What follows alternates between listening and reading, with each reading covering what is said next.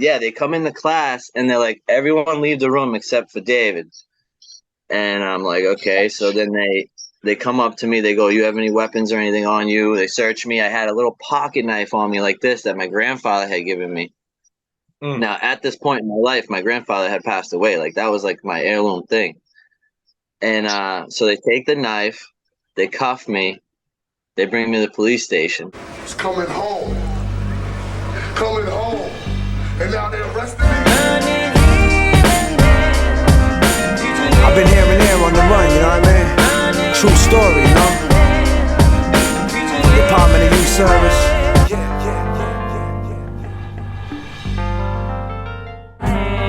Trials and the new knife charge, they commit me to DYS. Because I already had chins on me and everything like that, too. You know, at that time, I had already kind of been on the system watch, you know? You get committed to DYS out of Lynn District Court, and where do you go? So then they took me to Hillside first. What was that like? Where is Hillside?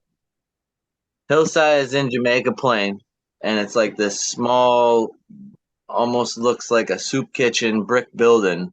And so they took me in there, and I'm like, I was never a really big kid. I was never like a really like outwardly scrappy kid. Like I didn't go around like just throwing down people for no reason. You know what I'm saying? Like I could defend myself, but like I wasn't really the kid out there making waves, and I wasn't really a big kid.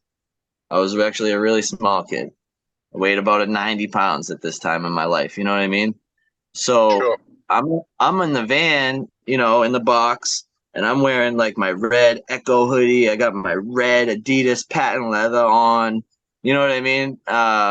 And people are already questioning me, like in the tanks at the courthouse or whatever. They're like, you know, like, where you from? Like, who you rolling with? You know what I'm saying? Like, just because of the like back then, what you were wearing was kind of a big deal. You know what I mean? Northeast region was Lynn District, and the metro region was Hillside, which was the inner city.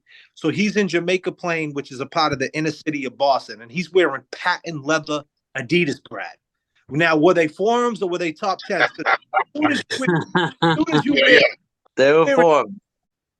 he's wearing forms going inside DYS, right? The first thing off the bat is, hey, what size sneakers are you? You know what I mean? That's my size. Yeah. There's a lot of that getting thrown around. You know what I mean? I guess, you're an adolescent. You're going into a facility. You got no idea what to expect. I mean, you're not a man yet. But what was those feelings like? A lot of nervousness, you know, like uneasy feeling because you're not really sure what kind of condition they're going to be placing you in. You have really no idea. I don't know if I'm going to a cold, hard cell or like a room with just a bunch of hardcore kids from the city that are like 11, but they look like they're 25-year-old men. You know what I'm saying? Like, Right. I don't know what the situation is going to be. And so, like, Right. obviously in my head, I'm spinning all the worst case scenarios. And, you know, the dudes that I'm on the van with are looking pretty fucking hardcore, too. You know what I mean?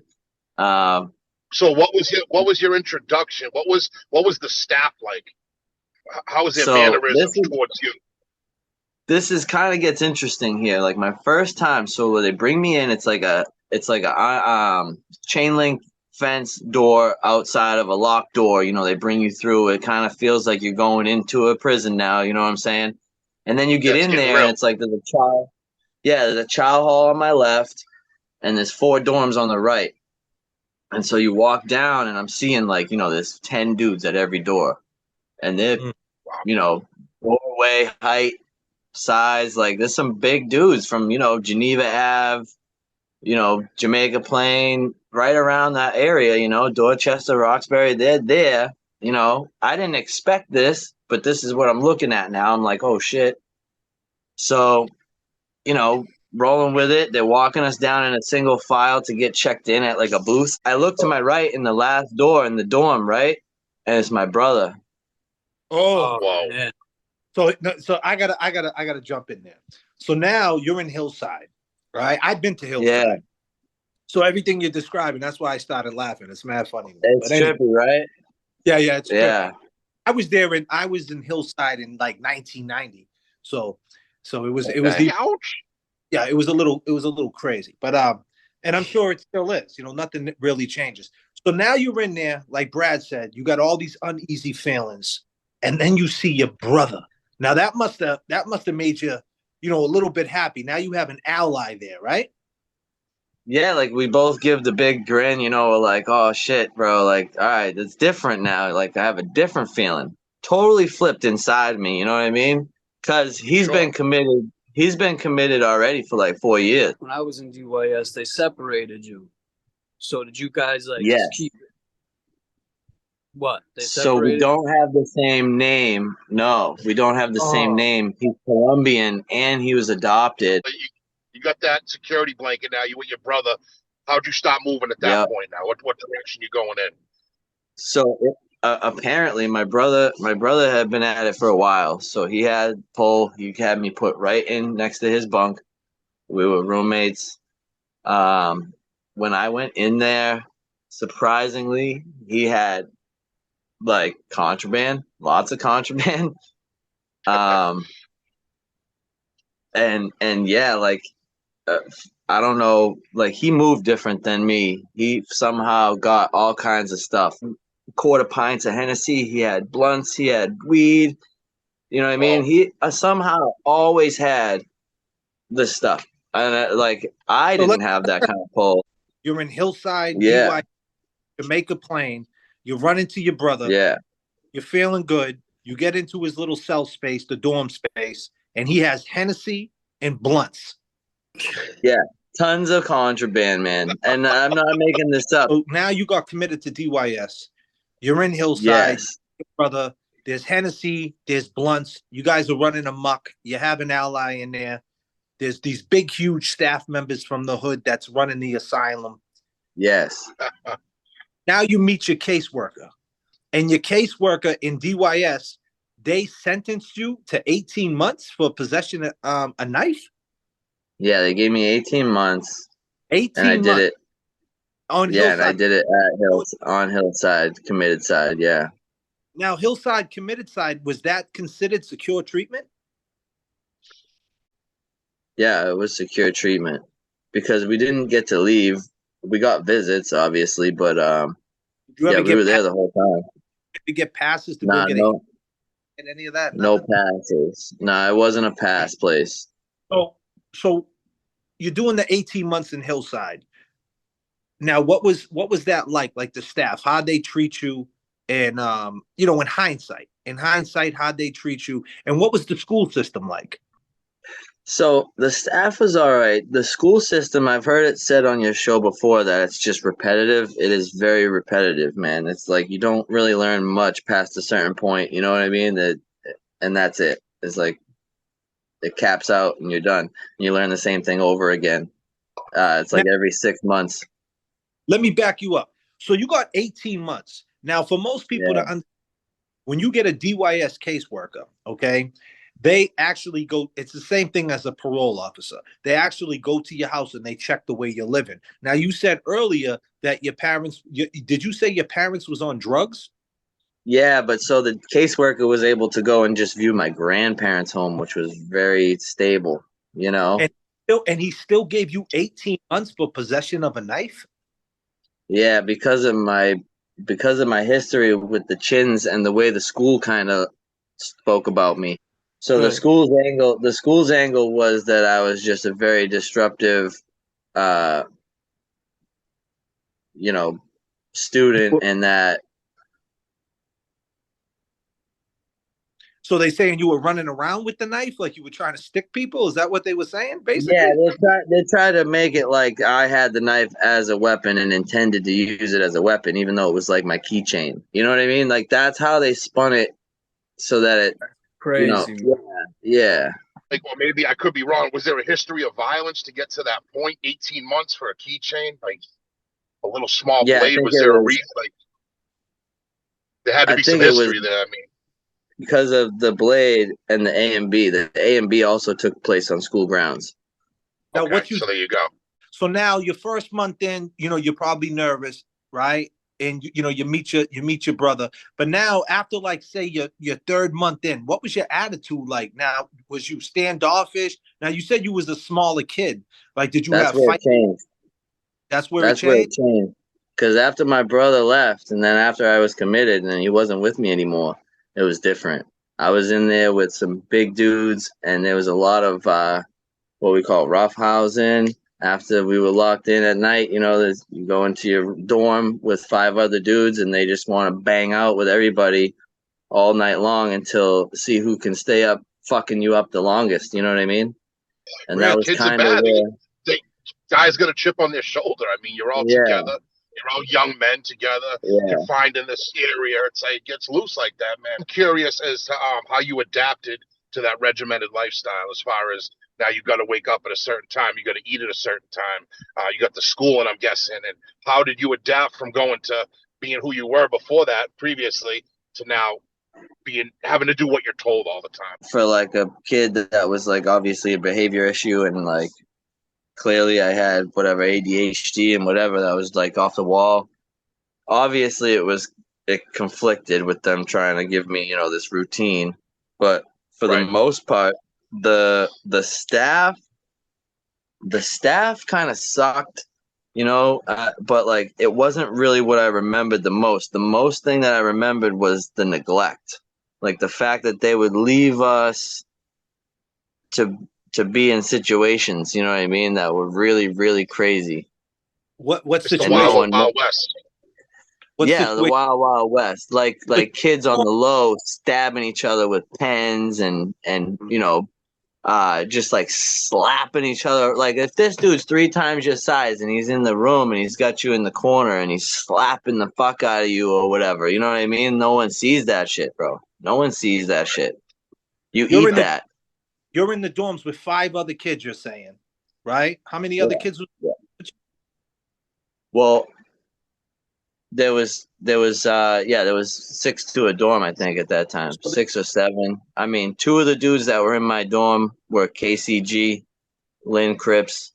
One dude was this big black dude from Geneva Ave, and then the other 2 were I won't throw their names out there, but buddies from Lynn from Goldfish Pond. 6 people from everybody's from different areas, right? And you said there was neglect, so the staff at nighttime would just what they weren't doing their job basically, and people are getting slapped up, beat up, right? Everybody's Yeah. when horseplay all night long. So Yeah. what did that do to your mind? Like, what did that do to you, man? Because it's before that whole thing happened at the state prison where like that guy died or they got killed, and then they started doing rounds every 15 minutes. Before that, before they started doing that, we were left like most of the night. You know what I mean? They'd do maybe a flashlight check once or whatever. Yeah. But for the most part, it was like we were in there playing cards, but then shit would get weird. Like this dude would want to flex on everybody, and like all of a sudden we're in like a slap boxing match or like a grappling match, and like you're getting choked out for an unknown amount of time. Your neck is cracking, you know what I mean? Because he's fucking choking the fuck out of you. You know what I'm saying? Wild. And like you're just fighting for your life. And fucking, there was one time the dude just like, he was like behind me, bro, and he fucking just slapped both his hands down on my back, knocked the wind out of me, and fucking just dropped, dude. And like I didn't expect it or know it was even coming, you know? You don't tell anybody anything. You eat that and you fucking get up and you eat breakfast and you go on the next day. You know what I mean? That's not cool. Now let me ask you this. Now, was everybody, did they wear DYS issue clothing, or did you guys have your own clothes on? When you were committed at Hillside, you had your family drop off a bunch of outfits and you could wear your own clothes. And like certain people had their status clothing, you know what I mean? I kind of had some run of the mill, shit from Bob's or whatever that my dad dropped off. Did that cause issues? Not really for me, because I didn't have anything anybody really wanted at that time, you know what I mean? But I never really got like I was never like checked. No one ever like, You just said dog some checked kids me. slapped the shit out of you. Yes, but that's because I was in there locked in the room with them at night. I had no choice but to wrestle those kids. And Right. like, you know, I didn't back down and cower in the corner, but it definitely was not enjoyable. You know what I mean? Get it? You guys did. You guys are in the dorms. It was Yeah, straight Wild it Wild was just West. rough, though. Like, no one checked me and took my shit or ran my shit, though. Like, I So wasn't a punk. You know what I mean? It was like they understood that I was willing to fucking try to fight for my life, but they would test me every fucking day, you know, because I was the cool. smallest guy there, for sure. What was the restraints like with the staff members? Did they come in and bundle you? Like, how was that like? What was that like? So yes, there are times where people did get like totally fucked up by the staff because they were fighting. I didn't see that a lot when I was at Hillside because a lot of the times there were plenty of places for the horseplay or the, you know, just people scrapping. There were a lot of places for that to be hidden. But when I was at Oh, other facilities, like definitely at Metro, I was at Metro on Spectrum for 2 riots. They were, you know, riots. People refused to lock in and then started fighting each other. And those were like right out in the open, and that was like really crazy and really scary because like everybody was throwing blows at like random people. It had no rhyme or reason to it. so now you're out on the street, right? Every single night you're fighting with kids that are twice your size, and now you get out to just regular kids. What was that like? Like the attitude with these kids? Were you standoffish? Was you ready to fight? Like what was going on in your mind? So reintroduction into like regular classroom or whatever, it was strange, but they had put me into an environment like I don't know if you've ever been to one of those collaborative schools or whatever, if they had those back then. But the one in What? Chelsea is very much like going to school when you're in DYS. Like the challenge or something. It was Yeah, like a like they side. had a cell where they put kids in when they were bugging out for the day, Oh, like a really? timeout cell. Yeah, it was a cell. Wow. Okay. So you went. So now you're in Chelsea though. Like now you. So Yeah. now you got the Hillside credibility. You know, coming from the metro region, a tough place. Now you're going to school in Chelsea, surrounded by kids who have similar problems as you. So you basically got set up at this point. You're set up to fail, correct? Exactly. Yeah, that's really what it came down to. Later on, I realized like it was all this big plan to get the kids that were in the behavior or alternative classes in the mainstream school, the public school, and make Oh, sure that they were all moved out either to DSS, DYS, some kind of system, or these other alternative schools. Like that was the goal. That was the main focus. Did you end up And I just graduating? happened to be. No, I didn't. I didn't. I didn't get my GED until I was on the OCC color code in Lynn as an adult. But for the most part, like every time I got released, I knew I wasn't going to be out long because I smoked marijuana and I always would give a dirty urine. So it's just a matter of time to when I go give that drug test. So when, you know what But I mean? you knew this though. You knew if you smoked the weed, you were Yeah. gonna get. You wasn't yeah. afraid to get back up. Yeah, no, because see, now later in life, I learned that all the marijuana use when I was really young was mainly because I had such bad ADHD and I was like self-medicating, and because of all the trauma I had gone through in my childhood from physical, emotional abuse, and then also being locked up and everything that went with it. The self-sabotage starts when you're young, right? Whether you know it or Yeah, not. Admitted to DYS or you're in some type of you're in school. You're not doing good in school, your grades. Then they push you to an alternative school. Now you're in these smaller classrooms surrounded by people who might have, like you said, they might be on a spectrum of some type of disorder. And your spectrum of disorder that you have might not be as intense as theirs. So now you're surrounded by, mental health, right? And you're a young kid. You don't know what true, mental health, right? So then you got these true. smaller. So now they know. you're in this alternative school. They know you're committed to DYS. And they say, hey, if you don't show up to class, I'm calling your Yeah, caseworker. you're gone. Yeah. So now you're like, oh, watch what I do. Watch. And you start self-sabotaging. But the thing is, with the self-sabotage, it's a current theme that plays out in your life. It just keeps going and going and going. What did you learn about yourself at this point in your life? Sitting with yourself for 18 months, what did you learn about yourself that you carried with you to this day?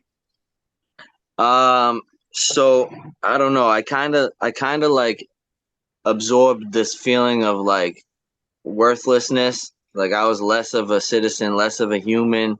I went on to, do drugs, get incarcerated more as an adult. It was kind of like I'm not worthy of like life. You know what I mean? A happy life. It kind of makes you feel like, you're the bottom of the barrel person and you're always going to be like knocked down and knocked out. You know what I mean? And it wasn't until I was like 26 years old that I found like some clarity and was able to like think. In 2013, I gave my life to Christ, and I haven't done drugs or I don't. It changed my entire life for the better. Like I didn't have anything. I was basically homeless at that moment.